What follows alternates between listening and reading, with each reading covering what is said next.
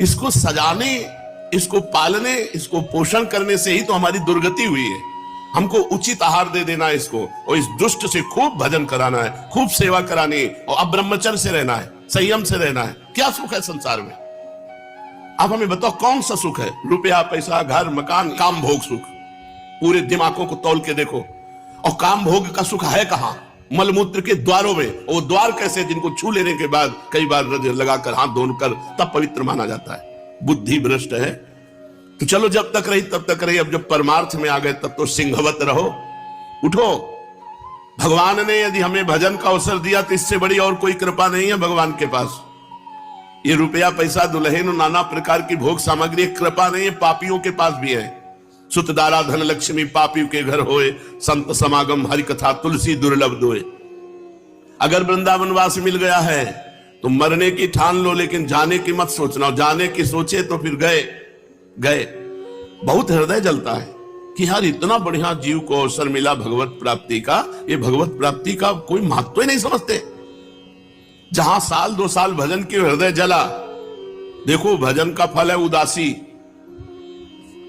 आप जितना भजन करेंगे तो आप अंदर ही कुछ अच्छा नहीं लगे। कल हम किसी से कह रहे थे कि कितना बड़ा भजन का महत्व है, मन उदास हो जाता है।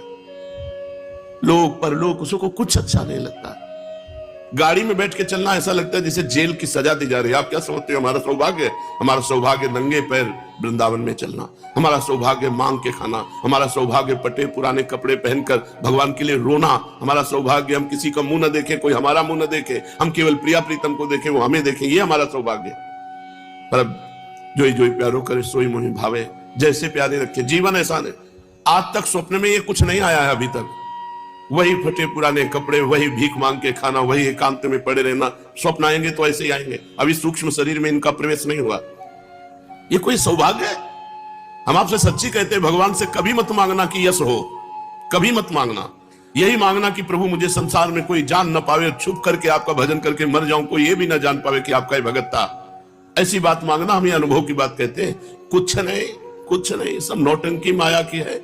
कंचन, कामिनी, कीर्ति 3 खाइयां हैं, इन्हीं में गिराकर भगवान से विमुख कर देती है माया। तो कह रहे चाहे शरीर को काट दिया जाए, किसी से संबंध न रखो। बहुत विचित्र माया है, बहुत सावधान रहो। कभी भी घसीट कर कहीं भी गिरा सकती। इसलिए हरिश शरणम हरिश शरणम हरिश शरणम। भगवान मैं आपकी शरण में हूं, आप ही बचाओ, आप ही करुणा करो। स्वात्मा वज्र सहस्त्र विद्य इवना स्पंदे तो वृंदावना। मेरा शरीर हजारों वज्र से भी काटा जाए तो मैं वृंदावन नहीं छोड़ूंगा। श्री वृंदावन महामहिम, बस इतना तुम नियम ले लो, आप पार हो गए। भजन बने तो ठीक, ना बने तो एक भजन बन रहा है। 4 द्वार है, नाम रूप लीला धाम। धाम में तुम्हारा शरीर पड़ा हुआ है, और इसी रज में शरीर छूटेगा तो निश्चित भगवत प्राप्ति हो जाएगी। पूज्य पंडित गया प्रसाद जी महाराज गिरिराज वाले बाबा की अमृतमयी वाणी। धाम चिन्मय वस्तु है। या को कण कण तृण तृण चिन्मय है, किंतु प्राकृतिक जीव को जाकी दृष्टि माया से दूषित है, सब प्राकृतिक ही दिखे है, नहीं तो धाम चिन्मय वस्तु है। जो गुरु कृपा बल से, भजन बल से प्राकृतिक दृष्टि से ऊपर उठ जाए और भाव जगत में प्रवेश करे, वाकु धाम की महिमा दिखाई दे। वाकु धाम की प्रत्येक वस्तु सच्चिदानंद घन ही दिखे है। अब प्रश्न यह उठे है कि जिनको प्राकृतिक ही दिखाई दे है, उनको क्या करना चाहिए? यदि धाम में रहे तो डर लगे कि अपराध बने। ये जो बाहरी लोग आते हैं और यहाँ पिकनिक मनाते हैं ना, नरक का रास्ता बनाते हैं। वहां से लड़का लड़की आए, होटल ले लिए और गंदे आचरण किए, तो दुनिया का पाप यहां दर्शन मात्र से नष्ट हो जाता है। यहां पाप करोगे तो दुनिया में कहीं भागकर चले जाओगे, और यहां का पाप ऐसे जैसे उपजाऊ भूमि में नए नए किनगा, ऐसे एक पाप तुम्हें लाखों बार दंड देगा, लाखों बार, क्योंकि उपजाऊ भूमि है ये। जैसे यहाँ 1 रुपया दान करो तो लाखों रुपया के बराबर हो जाता है, ऐसे एक पाप करो तो लाखों पाप के बराबर हो जाएगा। बहुत होश में। यदि धाम में रहे तो अपराध बने। और लोग ऐसे आते हैं जैसे किसी शहर में मसाला खाए, पिच से थूक दिए, और कोई वैष्णव नाम जप करते हुए परिक्रमा जा रहा है, उसका पैर पड़ा, तुम्हारे सारे पुण्य नष्ट हो गए। खिलवाड़ समझते हो? परम धाम वृंदा विपिन है, या जामन आवे वहां थूक दो, चाट चूट खाई, दोना फेंक दिए, खखार के थूक दिए, बीड़ी सिगरेट पिए, यहां नाना प्रकार की कुमार्गामी प्रवृत्तियां की, तो नर्क पक्का है, पक्का एकदम। कोई तुम्हारा दान पुण्य तीर्थ अवगाहन काट नहीं सकता, क्योंकि धाम का पाप है ये। अन्य जगह पाप बन जाए तो तीर्थों में जाने से नष्ट हो जाता है, तीर्थों में पाप बन जाए तो पुरियों में जाने से नष्ट हो जाता है। जो सप्तपुरियां, द्वारिकापुरी, कांचीपुरी, हावंतिकापुरी, ऐसे जो भगवान की पुरियां हैं, मथुरापुरी, अयोध्यापुरी, ऐसे 7 पुरियां, मथुरा, माया, काशी, कांची, हावंतिकापुरी, द्वारावती, 7 पुरियों का वर्णन है। अगर पुरियों में पाप बन जाए तो धाम, ये ब्रज धाम 84 कोष धाम है, ये सब पाप नष्ट हो जाते हैं। यहां अगर नंगे पैर पवित्रता से आप परिक्रमा एक लगा लिए तो जीवन का बहुत बड़ा लाभ कर लिए। 84 कोष भूमि की एक परिक्रमा लगा ली तो 84 लाख योनियों में अब आपको नहीं जाना पड़ेगा। ये ब्रज 84 कोष महामहिमा में। अब अगर यहां पाप बन गया तो धाम ही केवल मिटा सकता है, दूसरा नहीं। धाम का पाप केवल धाम मिटा सकता है, और वो आराधना करनी पड़ेगी रसिकों की आज्ञा के अनुसार। धाम की आराधना, मान लो किसी रसिक से पूछा हमसे पाप बन गया, अब कैसे क्या करें, तो अगर वो कहते जाओ कोई बात नहीं, माफ कर दिया धाम ने, उनके मुख में बैठकर धाम ने माफ कर दिया। अगर वो कहते चलो 3 परिक्रमा लगाओ वृंदावन की, चलो अच्छा दंडोती परिक्रमा लगाओ, बस चुपचाप लगा लो, बिल्कुल वो पाप नष्ट हो जाएगा जैसा वो कह रहे हैं। क्योंकि उस समय आपने जब प्रश्न किया तो रसिक महापुरुष के हृदय में बैठकर धाम तुम्हारे पाप मोचन के लिए उपाय बता रहा है, वैसा ही कर बैठो।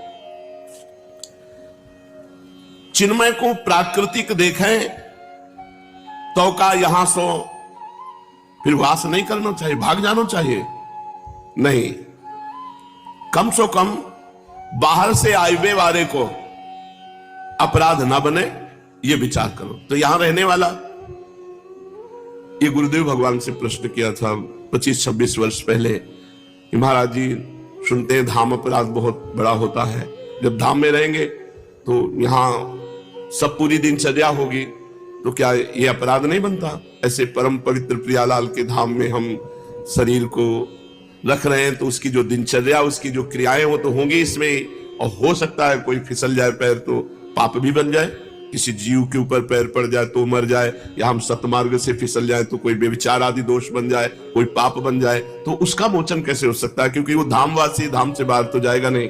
अब उसका क्या उपाय है? जो तो गुरु जी ने कहा केवल धामवास से ही उसका सब पाप मोचन हो जाएगा। गुरु वाक्य जनार्दन के वाक्य हैं, भगवान के वाक्य है कि उसको कोई उपाय नहीं करना, वो धाम निष्ठा लिए पड़ा है, बस उसके सारे पाप अपने आप नष्ट हो जाएंगे धाम की कृपा से। लेकिन जो बाहर से आया हुआ है उसे बहुत सावधान, जो धामवास कर रहा है जानबूझकर थोड़ी पाप करेगा। अगर उससे कोई गलती हो जाती है तो धाम वृंदावन प्रभाव सुन अपनो ही गुण देत, जैसे बालक मलिन को मात गोद भर लेत।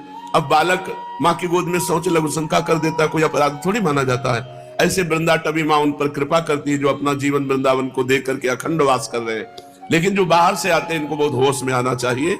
यहाँ केवल आओ भजन के लिए, यहाँ प्रिया प्रीतम को रिझाने के लिए आओ, यहाँ अपनी समस्त कामनाओं को दबाने के लिए आओ, यहाँ वासनाओं का खेल मत खेलो, तो फिर खेलने लायक नहीं रहोगे। ऐसी ऐसी परिस्थितियां आती है जीवन में, ऐसे ऐसे कष्ट आते हैं पूछो मत। ऐसी ऐसी परिस्थितियां आती है जीवन में, ऐसे ऐसे कष्ट आते हैं पूछो मत।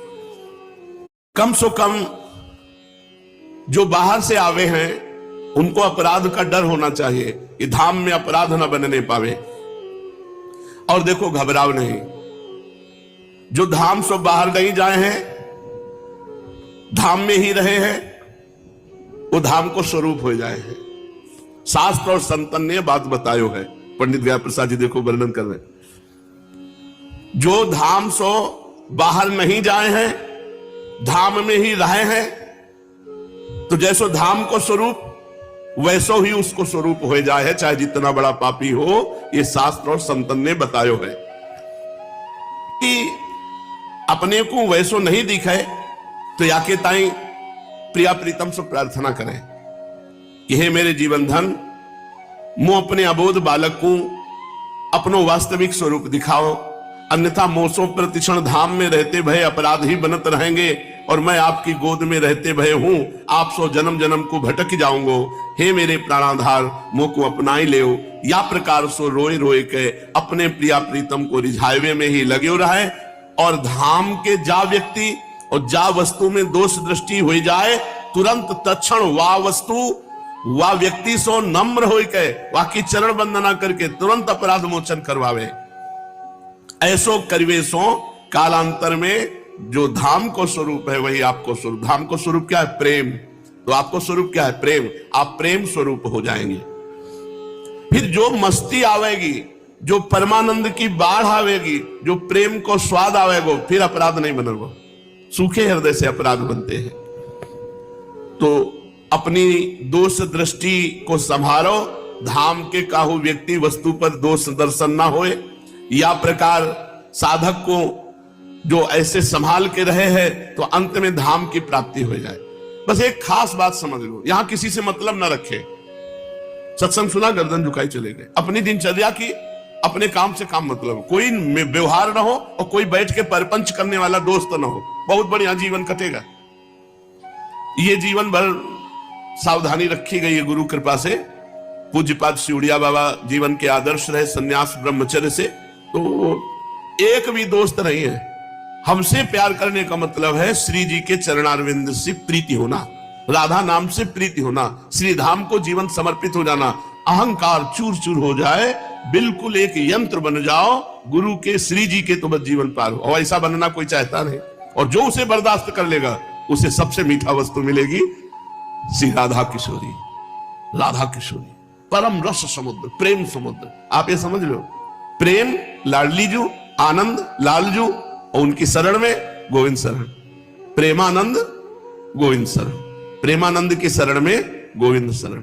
जो प्रेम है वो प्रियाजू, जो आनंद है वो लालजू, और जो गोविंद जिनकी शरण में है वो है प्रेमानंद। हमारे नव किशोरी नव किशोर। तो गोविंद से प्रेम करने के लिए प्रेमानंद का परिचय चाहिए, और प्रेमानंद का परिचय प्राप्त करने के लिए अहंकार गलित चाहिए। साधक को परम कर्तव्य कि धाम में रहते हुए धैर्य से काम लेनो है, धीरज न त्यागे। धैर्य और धीरज पूर्वक सदगुरुदेव को दृढ़ आश्रय रखे। मन लगवे ना लगवे की चिंता ना करे।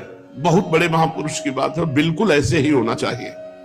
मन लगवे ना लगवे की चिंता ना करे, चिंता करे केवल केवल कि मुझे सदगुरु की आज्ञा पालन में रहना है।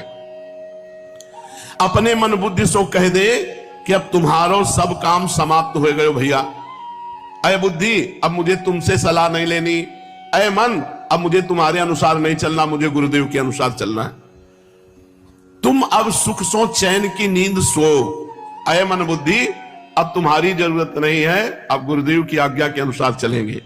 मेरे सदगुरुदेव की आज्ञा पालन करन देव, बस फिर तो तुम देख लो कोई अपराध कभी ना बनेगो। शीघ्र ही तुम प्रसन्नता की तरफ बढ़ते चले जाएगो। एक दिन ऐसो आएगो कि तुम नित्य को, अपने प्रिया प्रीतम को, अपने खिलौना को गोद में लिए बैठे होंगे। ये भजन साधन की हो जाए है गुरुजनन के योग्य बनने के लिए। भजन साधन भगवत प्राप्ति के लिए नहीं, गुरुजनन के योग्य। गुरु जैसी आज्ञा करे वैसी क्षमता आ जाए कि हम उनके अनुसार चले, और प्रभु के श्री चरणन में भाव बने हैं गुरु कृपा से। पक्की बात है, भाव बने हैं, प्रेम उपजय है। परंतु यदि साधन भजन करते भय हो, गुरु की आज्ञा का पालन नहीं, तो न प्रेम उपजय है, न भाव बने है, चिंतन बिगड़ जाए है। जब तक प्राण रहे तब तक बड़ी तत्परता और सत्यता से भजन साधन करो, पर अधीनता गुरु की। अपने को हूं प्राण परिहार करके गुरु की जो गति भावे वैसी चलो, जैसी चाल कहें वैसे ही चलो। सुधो चले आपने धर्म रस कंसो प्रीतम कहे, कबहू काल वृथा नहीं जाए। ये देहाध्यास ही तो भगवत प्राप्ति में बाधक है। सावधान, गुरु या को ही मिटावे है, तुम्हारे देह के अभिमान को, तुम्हारे देह के भाव, क्या उचित है क्या अनुचित है, क्या मंगल है क्या मंगल है, छोड़ो। जो आज्ञा कर रहे हो वैसे चलो। देहाध्यास निवृत्ति को उपाय, या देह काहू को दुख न दे, गुरु की आज्ञा में रहे। सच्ची मानो, जिनके गुरुजनों के शासन में जो रहे वही उत्तम महापुरुष हुए, नहीं तो माया बहुत इसकी विचित्र चाल है, ऐसी ऐसी चालों में फंसा देगी। एक एक अक्षर गुरुदेव के परम सत्य पक्का समझ लो। हमारे गुरुदेव कभी ऐसी आज्ञा नहीं करते कि जाओ ऐसा करो। एक संत थे, उन्होंने अपने शिष्य से कहा कि अगर ऐसा किया जाए तो मंगल हो जाएगा। समझ लो वो संत तुम्हें को आज्ञा कर, वो कभी ऐसी आज्ञा नहीं करते कि अच्छा ऐसा है कि तुम ऐसा कर लो, कभी नहीं। वो एक थे, उन्होंने कहा था, अपने शिष्य से कहा कि अगर ऐसे चला जाए तो बढ़िया मंगल हो जाएगा। अब तुम समझ रहे हो कहानी सुना रहे हैं, हाँ महाराज जी, अब चले गए तो चले जाओ, पकड़ो तो महाराज जी संत है, तुम ही शिष्य हो, तुम्ही को उपदेश। वो कभी डायरेक्ट आदेश नहीं देते, वो घुमा के किसी प्रसंग को करते हुए फिर आपको उपदेश देंगे। एक भी व्यक्ति न रह जाए पूरे संसार में जिससे द्वेष, ये गुरुदेव पकड़ते हैं कहां फंस रहा है जीव, कहां जीव गिर सकता है। और वो कभी ऐसा नहीं कि आपको ऐसा करना चाहिए, वो जब कभी तो किसी वाणी का गायन करके या किसी संत के चरित्र को बताकर पकड़ लो तो पकड़ लो। तो ये देहाध्यास भगवत प्राप्ति में बाधक हो, गुरुदेव याकू ही नष्ट करे हैं। और ये बहुत छरछराहट है, सबको प्यार करते हो, हमको डांटते हैं, क्योंकि सब देहाभिमान रही थे, तुम देहाभिमानी हो, इसलिए अपने को मानना चाहिए सब अच्छे हैं, हमें कमी है, गुरुदेव हमको कृपा करके डांटते। और सही पूछो तो सबसे ज्यादा प्यार उसी को होता है जिसको डांटा जाता है। डांटा उसी को जाता है जो अपना